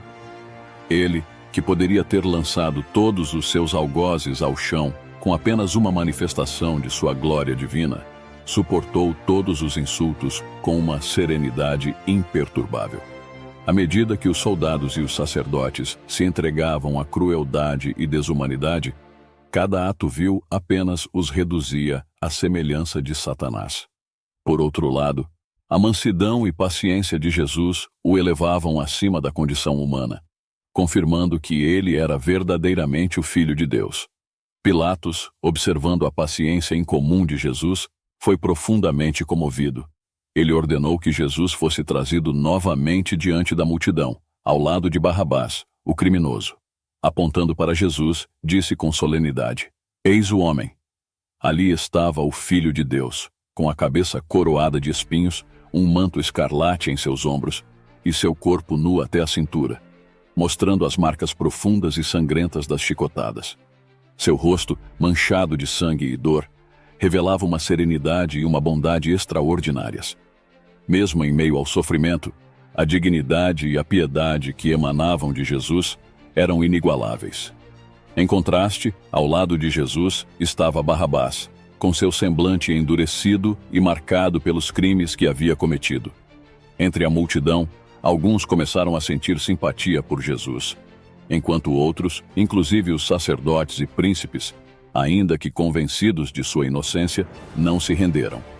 Haviam incitado a multidão a uma fúria irracional, e novamente se ouviu o clamor: crucifica-o, crucifica-o. Pilatos, esgotado pela pressão crescente e pela irracionalidade da multidão, finalmente cedeu: tomai-o vós e crucificai-o, porque eu não acho nele crime algum. Os líderes judeus, no entanto, estavam determinados a ver Jesus condenado e gritaram: se soltas a este, não és amigo de César. Todo aquele que se faz rei é contra César. Essas palavras atingiram diretamente o ponto fraco de Pilatos. Ele já estava em uma posição delicada diante de Roma, e qualquer acusação de deslealdade ao imperador poderia selar seu destino. Percebendo que não tinha mais controle sobre a situação e temendo um tumulto ainda maior, Pilatos mandou trazer água e, lavando simbolicamente as mãos diante da multidão, declarou: estou inocente do sangue deste justo. Fique o caso convosco. Nesse momento, Caifás, cheio de arrogância, respondeu: caia sobre nós o seu sangue e sobre nossos filhos.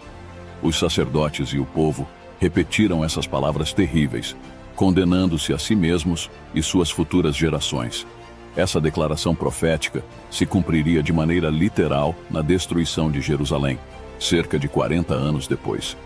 Condenado à crucificação, Jesus foi levado ao Calvário em meio a zombarias e insultos da multidão. À medida que cruzava o limiar do tribunal, colocaram-lhe sobre os ombros feridos a pesada cruz, a mesma que havia sido destinada a Barrabás. Os 2 ladrões, que também seriam crucificados naquele dia, receberam suas cruzes. Contudo, o peso do madeiro era mais do que o Salvador podia suportar em seu estado de extremo cansaço e dor. Após caminhar alguns passos, Jesus desabou, exausto, incapaz de continuar sob o fardo da cruz. Quando Jesus recobrou os sentidos após desmaiar sob o peso da cruz, os soldados tentaram mais uma vez colocá-la sobre seus ombros. Ele cambaleou alguns passos, mas novamente desabou, incapaz de carregar o fardo. Vendo que era impossível para Jesus continuar a carregar aquele peso, os algozes ficaram confusos sobre quem deveria carregar a cruz. Nesse momento, Simão, um homem de Cirene que passava pelo caminho, foi forçado a assumir essa tarefa e a levar a cruz até o Calvário. A mãe de Jesus seguiu todo o percurso daquela dolorosa jornada. Ao ver seu filho desfalecer sob o peso da cruz, seu coração foi dilacerado por uma imensa dor e desejo de ajudá-lo. Mas esse consolo lhe foi negado. Durante todo o caminho, Jesus não proferiu uma única queixa. Seu rosto, pálido e sereno, transpirava o esforço extremo. Os discípulos haviam fugido, deixando-o enfrentar a agonia sozinho, como já estava profetizado. O lagar, eu o pisei sozinho, e dos povos nenhum homem se achava comigo. Mesmo em meio a tanta dor, a mente de Jesus se afastou do sofrimento pessoal e focou na sorte terrível que aguardava aqueles que o perseguiam. Em um ato de misericórdia, intercedeu por eles diante do Pai. Pai, perdoa-lhes, porque não sabem o que fazem. Nessa oração, Cristo reivindicou o direito de se tornar o mediador entre Deus e a humanidade. Suas palavras não se limitavam apenas àquele momento, mas abrangiam todos os pecadores de todas as eras. Logo após ser pregado na cruz, homens fortes ergueram o madeiro e o cravaram no chão, causando imensa dor ao Filho de Deus. Pilatos mandou colocar uma placa em 3 línguas, latim, grego e hebraico, sobre a cruz, onde se lia: Jesus Nazareno, o Rei dos Judeus. Enquanto isso, os soldados dividiram entre si as vestes de Jesus, mas, ao verem que sua túnica era sem costura, decidiram lançar sortes para decidir quem a ficaria. Essa cena havia sido profetizada nas Escrituras. Cães me cercam, uma súcia de malfeitores me rodeia. Traspassaram-me as mãos e os pés, repartem entre si as minhas vestes e sobre a minha túnica deitam sortes. Assim que Jesus foi erguido na cruz, uma nova onda de zombarias e insultos tomou conta da multidão. Sacerdotes, príncipes e escribas se uniram ao povo, gritando com desprezo: Se tu és o Rei dos Judeus, salva-te a ti mesmo. E acrescentaram, em tons ainda mais sarcásticos: Salvou os outros, a si mesmo não pode salvar-se. É Rei de Israel. Desça da cruz e creremos nele.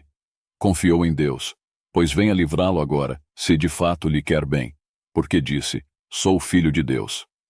O sofrimento de Jesus, no entanto, não vinha apenas da dor física. O peso esmagador dos pecados de toda a humanidade repousava sobre seus ombros, criando uma barreira entre ele e o amor do Pai. Não era o medo da morte que consumia sua alma, mas sim a sensação de estar separado de Deus. Algo que os pecadores experimentarão quando finalmente se virem excluídos da graça divina. Esse sentimento de abandono foi o que precipitou sua morte antes do tempo esperado. Até mesmo a natureza demonstrou sua solidariedade com o Salvador. Ao meio-dia, o sol que brilhava no céu se apagou repentinamente, mergulhando tudo em escuridão, como se fosse a noite mais sombria. Por 3 horas, essa escuridão sobrenatural cobriu a terra, provocando pavor em todos que estavam presentes. Homens, mulheres e crianças caíram por terra, apavorados com a cena que se desenrolava diante deles. À 9ª hora, a escuridão começou a se dissipar, mas ainda cobria o corpo do Salvador como um manto. Raios de luz pareciam atingir Jesus, enquanto ele, em um momento de angústia profunda, clamou: Deus meu, por que me desamparaste? Durante esse tempo, a escuridão também havia se espalhado sobre Jerusalém e as planícies da Judéia. e todos que observavam sentiam que a cidade estava sob o juízo de Deus. De repente, a escuridão ao redor da cruz desapareceu, e Jesus, com uma voz forte que ecoou por toda a criação, exclamou: "Está consumado." Com suas últimas palavras disse: "Pai, nas tuas mãos entrego o meu espírito." Após essas palavras, ele curvou a cabeça e entregou sua vida. Nesse instante, uma nova escuridão cobriu a terra e um poderoso terremoto sacudiu toda a região, como se a própria natureza estivesse reagindo à morte do Criador. A morte de Jesus no Calvário não apenas selou o destino de Satanás, mas abriu um caminho novo e vivo para todos, judeus e gentios, terem acesso à presença de Deus. Quando Jesus exclamou: "Está consumado", Swing e os anjos do céu celebraram, pois o plano da redenção estava completo. Através da obediência e do sacrifício de Cristo, a humanidade agora tinha a oportunidade de ser elevada à presença de Deus. Satanás estava derrotado, e ele sabia que seu reino estava condenado. O Salvador havia sido condenado sob a acusação de conspiração contra o Império Romano, um crime cuja pena, além da crucificação, previa um sepultamento em um local destinado aos desonrados, separado de todos os demais. João, o discípulo amado, estremeceu ao imaginar que o corpo de Jesus poderia ser entregue aos soldados romanos e ser sepultado em um lugar de vergonha e desonra. Contudo, ele se sentia impotente para impedir que isso acontecesse, pois não tinha influência suficiente para intervir junto a Pilatos. Nesse momento crítico, Nicodemos e José de Arimateia, ambos homens ricos e influentes, surgiram para ajudar. Embora membros do Sinédrio, eram seguidores discretos de Jesus e, movidos por sua devoção, decidiram que o Salvador seria sepultado com dignidade. José, corajosamente, foi até Pilatos e solicitou o corpo de Jesus. Após confirmar a morte de Cristo, Pilatos atendeu ao pedido. Com grande reverência e cuidado, José e Nicodemos removeram o corpo de Jesus da cruz com suas próprias mãos. Lágrimas de compaixão escorriam enquanto contemplavam o corpo do Mestre, marcado pela violência e dor. José possuía um túmulo novo, escavado na rocha, que havia preparado para si, mas decidiu oferecê-lo para que fosse o local de descanso de Jesus. O corpo do Salvador foi cuidadosamente envolto em linho, junto com as especiarias trazidas por Nicodemos, e colocado no sepulcro. A entrada do túmulo foi fechada com uma enorme pedra, e todas as precauções foram tomadas para garantir que o corpo permanecesse intacto. O selo do Império Romano foi colocado sobre a pedra, de modo que qualquer tentativa de removê-la violaria a autoridade imperial. Além disso, uma guarda de soldados romanos foi destacada para vigiar o local, mantendo uma vigilância rigorosa. Alguns soldados permaneciam em alerta, enquanto outros descansavam. No entanto, além da guarda terrena, uma outra celestial estava presente. Anjos poderosos enviados do céu velavam sobre o túmulo. Um desses anjos, com sua força, seria capaz de derrotar todo o exército romano se fosse necessário. Lucas menciona, em seu relato sobre o sepultamento de Jesus, a presença de mulheres que haviam seguido o Mestre até a crucificação. Elas se retiraram para preparar especiarias e perfumes, mas, em respeito ao mandamento do sábado, descansaram nesse dia. Jesus foi sepultado na sexta-feira, o sexto dia da semana, e as mulheres, fiéis à observância do sábado, deixaram os preparativos para depois, demonstrando a importância da lei divina, mesmo diante de sua profunda dor. Após o sábado, no primeiro dia da semana, Maria Madalena, Maria, mãe de Tiago, e Salomé compraram os aromas necessários para embalsamar o corpo de Jesus. Elas partiram muito cedo, ao amanhecer, em direção ao sepulcro. Ao chegarem, foram surpreendidas ao ver que a pedra havia sido removida e que os soldados não estavam mais ali. Maria Madalena foi a primeira a chegar ao túmulo. Ao perceber que a pedra havia sido retirada, correu imediatamente para informar os discípulos. Enquanto isso, outra mulher que acompanhava o grupo viu uma luz dentro do sepulcro. Ao se aproximar, notou que ele estava vazio. Ela hesitou por um momento, mas logo viu um jovem vestido com roupas brilhantes sentado próximo ao túmulo. Era o anjo que havia removido a pedra. Assustadas, elas tentaram fugir, mas o anjo as acalmou, dizendo: Não temais, pois sei que buscais Jesus, o crucificado. Ele não está aqui.